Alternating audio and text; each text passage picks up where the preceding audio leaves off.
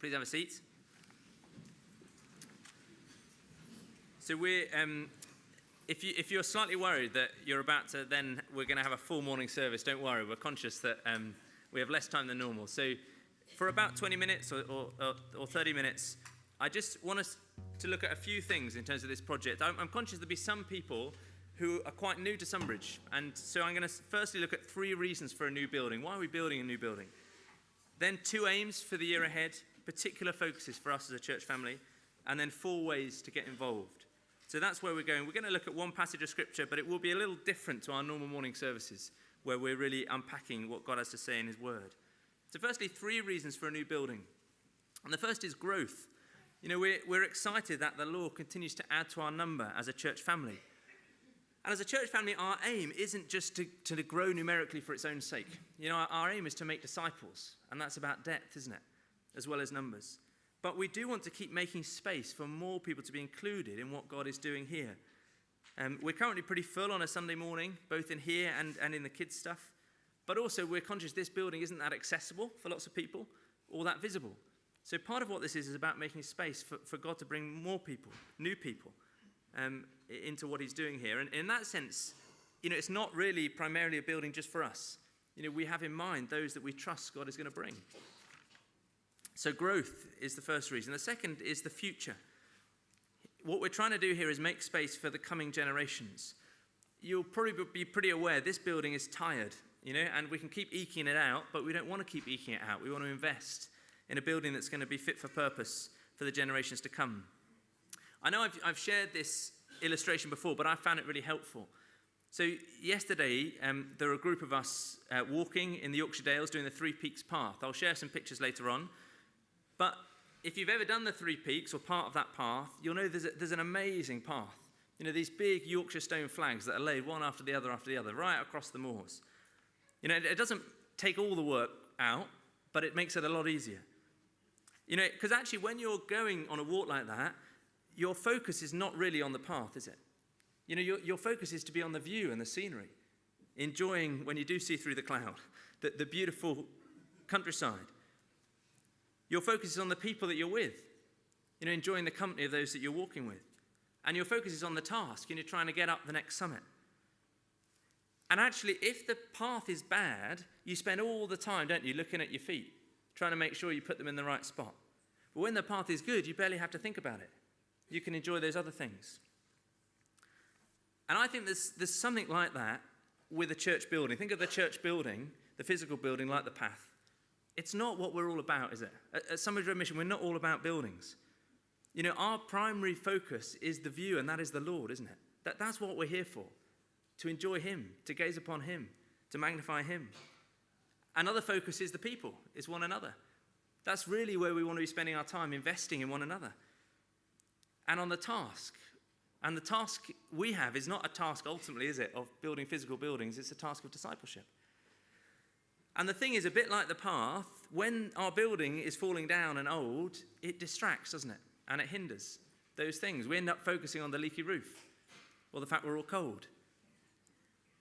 But actually, when the building is fit for purpose, we can focus on these other things.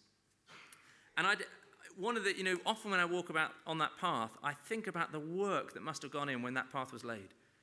You know, often, you know, there's a team, aren't there, who maintain paths in the Yorkshire Dales, and often all you're doing is, well, there's been a bit of a landslip here, so you're patching a bit there, you're repairing a bit here. But every now and then, and this, I don't know when this happened on the 3 Peaks, you have to basically lay a whole new path, because the path has got into such a state of disrepair that you've got to put a whole new path down. That's a huge amount of work. You know, lifting these huge stones into place, one after the other. And I think, in a sense, that's where we're at as a church family.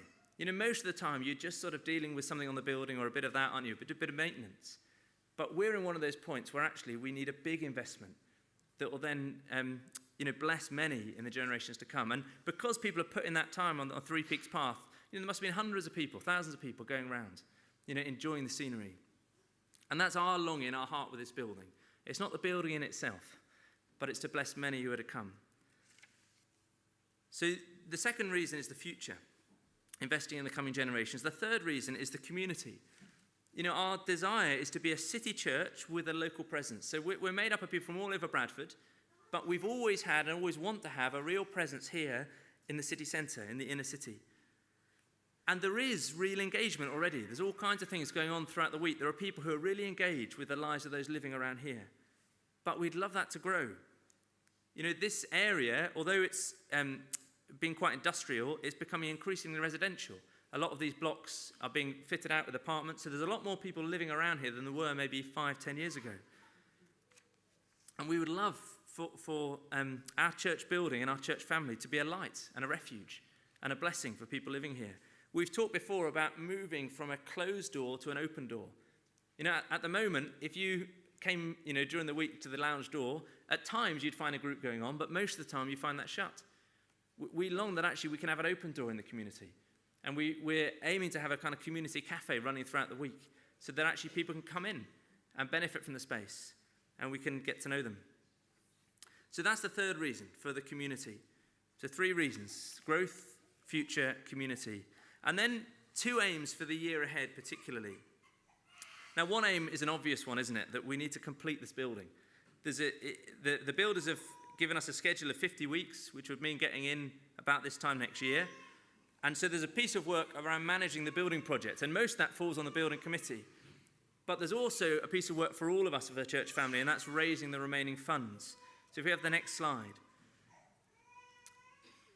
So we've raised 3/4, 75% of the funds that we're anticipating, which is remarkable. But there's 25% left to raise. Now that's £750,000, so it's a big chunk. In terms of where we anticipate that money coming from, we're anticipating some more from grants, but not loads more from grants. We've gone to the main grant funders that we would expect are likely to partner with us. So we will put in some more applications. So we're anticipating maybe 150,000 to come in from grants. We're anticipating some kind of loan that we may need a little bit at the end just to get us over the line. We'd love to take as small a loan as possible, or ideally no loan, because the reality is a loan will have an impact on the resources that are available for ministry going forwards. But we anticipate we may need, just into the timing, to take out some loan at the end. But the main chunk of that 750,000 will need to be individual giving. That will be fundraising, us giving within the church, people outside the church who are giving. So that's a big aim for us as a church family this year, and something we need to think about. A bit later on when we talk about how we can get involved, I'll give some ideas around that. So there's an obvious aim, isn't there, about fundraising and building the building this year. But there's another aim that's been increasingly on our heart as an eldership, which is actually about getting more engaged with the inner city this year. There's a danger, isn't there, that we think, well, in a year's time, we'll have this new building, and then we'll be doing all this brilliant ministry. But actually, if we don't start to do that ministry and grow a heart and gain skills and get to know people, what we'll have is a brilliant building that does exactly the same. So actually, there's a need for us as a church this year to get more engaged with those living around here. You know, we can begin now, can't we? Reaching out into the community around. And there is already good work that is going on, but we need to learn to engage more.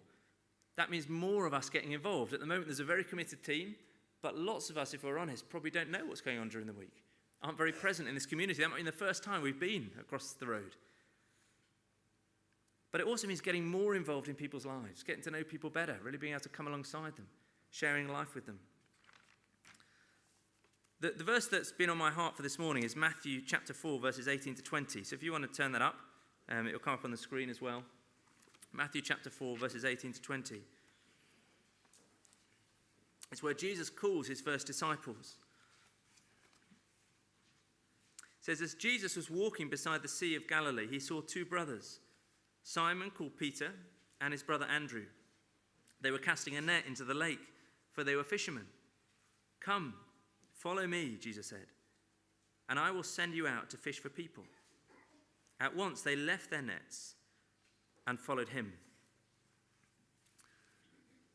Now, what we have here is a call to discipleship, don't we?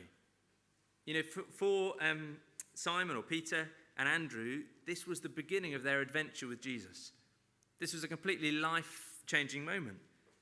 And it was a huge change in their lives. They gave up their day-to-day livelihood of fishing.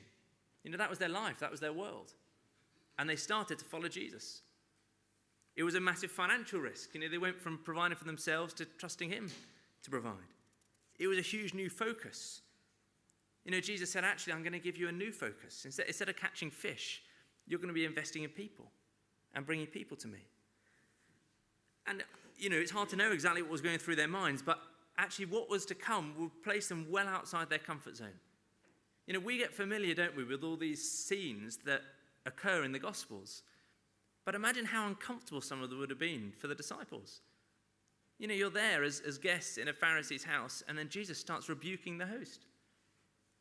Or you're there, gathered in the home of a tax collector. Actually, where Jesus led them was uncomfortable. It was out of their comfort zone. But the question that was being on my mind, I think the reason these verses were there, is do you think they regretted it? Do you think there was ever a point where they looked back to this day and they said, I wish I'd just stayed fishing? I don't think so. Because I think for all the discomfort and for all the kind of times when they didn't know what was going on or how they'd meet the challenge in front of them, was the privilege and blessing of spending time with Jesus, of being there with him, of getting to learn from him. And I think the reason I wanted to share this with us is actually these two aims for this year of raising these funds and of getting more engaged in the local community, if we really go at them, they'll be costly and uncomfortable. To raise that amount of money will mean sacrificial giving. It won't be spare change. It will mean changes in our lives. And getting really engaged with the lives of people living around the church building will be uncomfortable at times. It will mean getting involved with messy situations where we don't have all the answers. It will mean engaging with people who aren't like us, where we don't quite know what to say all the time. But again, I think this is an invitation for us to follow Jesus, to walk in his steps. I think there's a danger, isn't there, sometimes, if we're honest, there's this kind of myth of comfortable discipleship, where what we want to do is kind of keep living the life we're living and then add Jesus in. That wasn't the deal, was it, for Andrew and Peter? That wasn't on the table to say, hey, we'll keep fishing, and why don't you pop along and encourage us, help us out a bit? No, Jesus said, you come and follow me. I think the danger sometimes for us could be, well, we quite like our lives as they are, thanks Jesus. But if you could come and help every now and then, or join in, or support me, that'd be great. But actually what Jesus says to us is, no, you come follow me. So I think the invitation as we look at these two aims for us as a church is the same invitation. It's to go on an adventure with Jesus. He says, come and follow me. We trust that these things that are on our heart as a leadership aren't just our ideas. That they're the Lord's heart for us as a church. I think this is part of what drew Alice and I to Bradford in many ways. We're aware that it's a city with significant social needs in different aspects. There are lots of peoples of other faith who don't know the Lord. But I think we can see those things in different ways, can't we? We can see the challenges of that, or we can see actually where does Jesus spend his time? Where does Jesus go? Who does Jesus spend his time with? And I think we knew, and if I'm honest, when I think about engaging more with the inner city, I feel out of my comfort zone. I feel out of my depth. I don't feel like I've got all the answers. But what pushes me on in that is, as I read the Gospels, I see Jesus doing that. I see Jesus spending time in uncomfortable places. And so I know that as nice as it would be for me to say, look, is there an opt-out here, Jesus? Actually, part of what it's going to mean to follow Jesus and to learn from him is to step out of my comfort zone. So 2 aims for us as a church this next year. And there'll be things we talk more about and we think about together. And then 4 ways to get involved.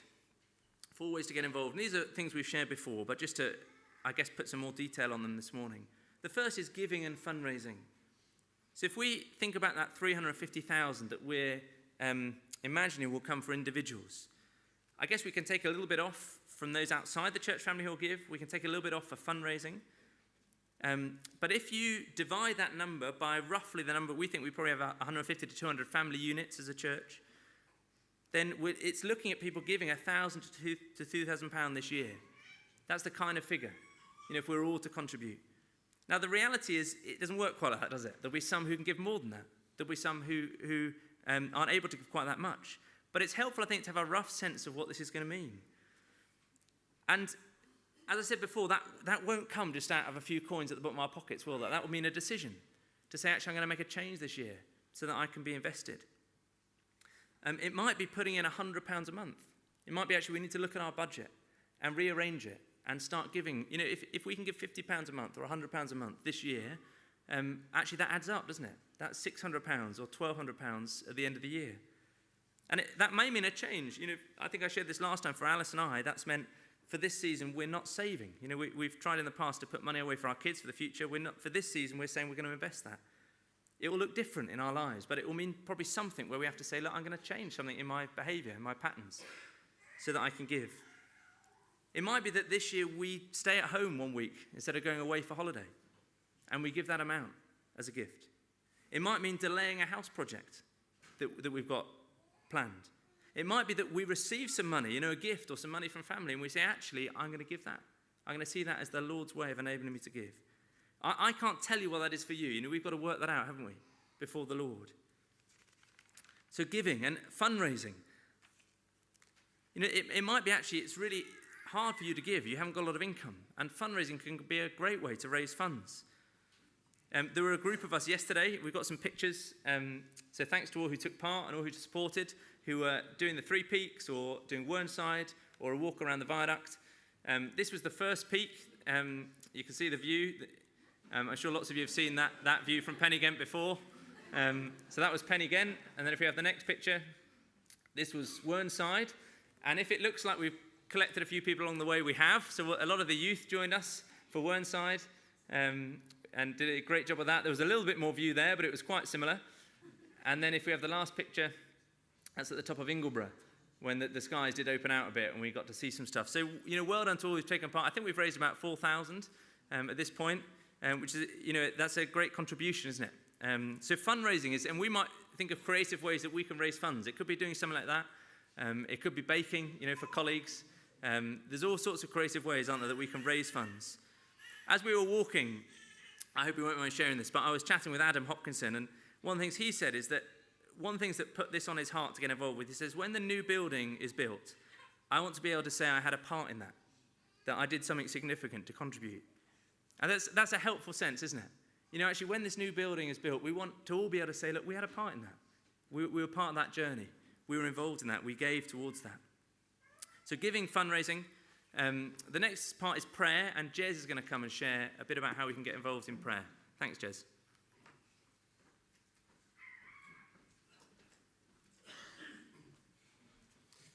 Good morning. Yeah, well done to those walkers. If you're not sure who they are, watch somebody who puts one foot in front of the other and winces. And they're part of that team. 3 things around prayer. The first is every first Sunday of every month we pray before the service and we pray after the service. And I think one of the things that I'm picking up on what Matthew was saying is, as a church, this period is a period of significant rethinking how we behave as Christians, how we behave as members of Sunbury's Road Mission. We need to think really, really differently. And if you come to those prayer meetings, for the most part, they're quite a modest group of people before the service begins and after the service begins. And I think as a general rule, I've found that I make time for things that are important to me, and I dismiss things that are unimportant to me. And so if we're going to think differently, we need to be thinking about how we're praying. And I know that there's lots of challenges around children and families, but actually more than that is that we need to think about the significance of praying for this project going forward. So maybe just reconsider how you do Sunday mornings and after the service on that first Sunday of the month. I think it's often one of those things where people go, oh yeah, I forgot that we do that. Well, try and find a way of raising its priority in your life.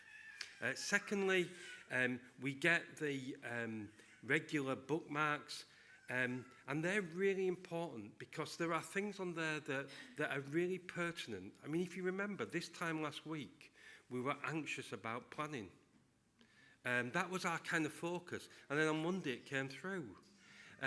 So God is good and answers prayer. And those bookmarks are a way of remembering the goodness of God. So there are things that are ongoing, as Matthew's talked about, in terms of fundraising.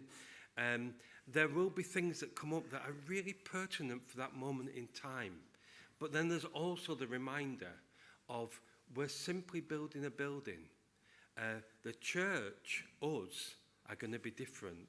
So please use those regularly. And then the third thing is, what we'd like to do is, as of tomorrow, every day we'd like somebody or a group of people to pray somewhere near the site for the work that's going on. So Amanda, bless her, has set up a sign-in on sheet, which is on my laptop. And we'd like somebody or a group of people to come down every single day and just to pray. You can do it in your own time. You can do it early in the morning, in the afternoon. You can do it in the evening. If you do it in the evening, come in your car, come with other people, because, you know, we can be quite vulnerable here sometimes. So take some care, but sign up, and then at your convenience, just come down and spend some time praying for the building. So if you want to sign up, so particularly like next week, we've got Wednesday, Thursday, and Sunday. Oh, there you go. Isn't it really clever when people do stuff? That's the sign-in sheet, which is on my laptop. So if you want to sign up, and you can see Thursday, Friday, and Sunday are not yet signed up for. I haven't got any glasses, but I'm going to try and be a tech person. And I'm going to sit at my laptop, and if you'd like to come and sign up, it would be brilliant. But then just what a wonderful thought that from Monday, the first day of our project, until the last day that it's finished, we're going to come down every day and pray for the site.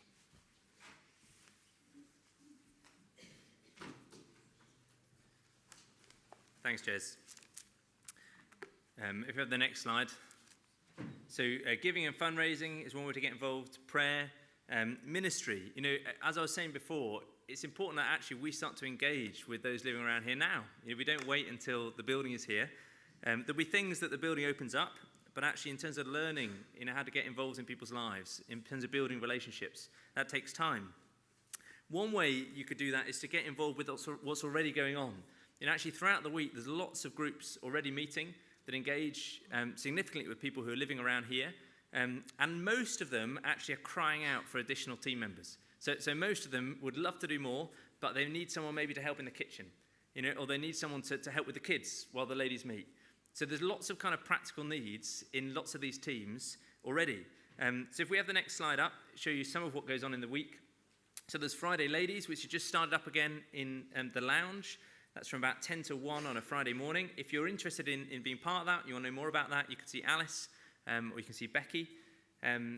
There's the book table. That's on a Wednesday lunchtime from about 11 to 1. There's a group that go down into the city centre and just share tracts and resources and the good news with people who are walking past. Again, if you're interested in being part of that or would like to know more, you can speak to Adrian or to Tony. Every Wednesday afternoon, there's a fellowship for refugees and asylum seekers. There's other events too throughout the week. Again, if you're interested in being involved in that work, you could speak to Phil or to Ahmad. On a Wednesday evening, I think from about 5:30 to 7, there's a community drop-in here in the lounge. You know, quite a number of people will come across from across the road. There's a meal, there's some time together. A lot of that's about relationships, about getting to know people. Again, they often could do with a bit of help practically, so if you're interested in part of that, speak to Adrian or Paul. There's a team that go out every Friday morning with some food and just to connect with those that are homeless and chat to them, find out how they're doing, see if there's ways we can encourage them. Again, speak to Adrian or Paul if you're interested in that. And then there's English Corner. We've run English classes or English Corner for quite a number of years, and that's going to start up again soon. There's always a need for teachers and people to be part of that. If you're interested, you could speak to Pete. I think he's away today, but we'll be back next week. So there's already quite a bit going on. So that might be somewhere to start, actually, to get involved with what's already going on and see how you can add your gifts or heart. It might be that you've got things on your mind. You know, God's put things on your heart. Please come to us as a leadership. You know, God often it works in our lives in different ways, and it might be there's something that you'd love to start up or to get involved with. Another thing that we're going to be doing this year, or going to have a go at this year, is kind of making a bit more of that first Sunday of the month. So we're going to call it Community Sunday. And after the morning service, we won't have tea and coffee together that week. And we'll encourage people either to go and pray, as we have been doing, or to do some litter picking in the area as a way to kind of get to know people and bless the community, or to go around and do some surveys. We're going to put together some surveys that just ask people, what they think of the community, what they think the needs are, what they think the strengths are, and what they would love to see from a church community around here. Really is an opportunity to find out. There's a danger, isn't there? We're guessing and we say, oh, this is what people really need. So to find out, but also to get to know people. So we're going to try and start doing that on the first Sunday of every month afterwards, so people can work out, which fits best for them to be involved with, whether it's prayer or litter picking or surveys. Those are some of the ways we can start to get involved a bit more in engaging in ministry in our local community. The last one, if we have the next slide, the last area that we can get involved is expertise and contacts. This week, off the back of the Breaking Ground ceremony, we'll try and update the website, send out a newsletter, just republicise the project a little bit so that people are conscious of what's now coming ahead for the next year. Please share that with family and friends. Sometimes we'll have friends or family members, they might not be part of this church family, but they have a heart for what God's doing here. And actually they might want to get involved and partner with us in the project. This is also a bit of a different season in terms of the project. Suddenly it's a lot more practical. There's building, there's design, there's we need to get furniture and tech equipment and that kind of thing. It might be you work in that kind of stuff. It might be you have contacts in that kind of stuff. If that's the case, please come and chat with us. It's much easier to make the most of those opportunities if they come in early. And if they come in late, sometimes things have already been worked out. But if you're thinking, oh, wait a minute, the place I work could really help with that, please come and chat to us as a building committee. So 4 ways to get involved: giving and fundraising, prayer, ministry, expertise and contacts. And I'd love us to think about what that means for us. And actually, one of the things we've found, I think, in the fundraising is that when we do this together, there's a real joy in it, isn't there? And actually, part of the joy of that walk yesterday, it was a blessing to raise some money, but it was also a joy just to be together and doing that together. And I think the more of us who get involved in this over the next year, the more there'll also be a benefit of growing in relationship, of getting to know each other better as a church family, of seeing God work in our lives as we step out in faith. So I'll invite the band back up, and I want us to stand. We're going to have first time of open prayer where we really commit these things to the Lord. So if we stand now.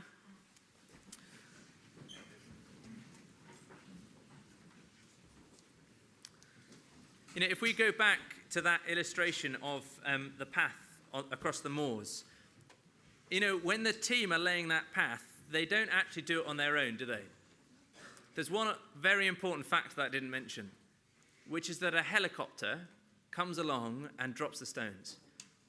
And for us, that is the Lord. We can't do this on our own. There's no point us trying to do this on our own. Actually, we need the Lord to be at work. We need his help.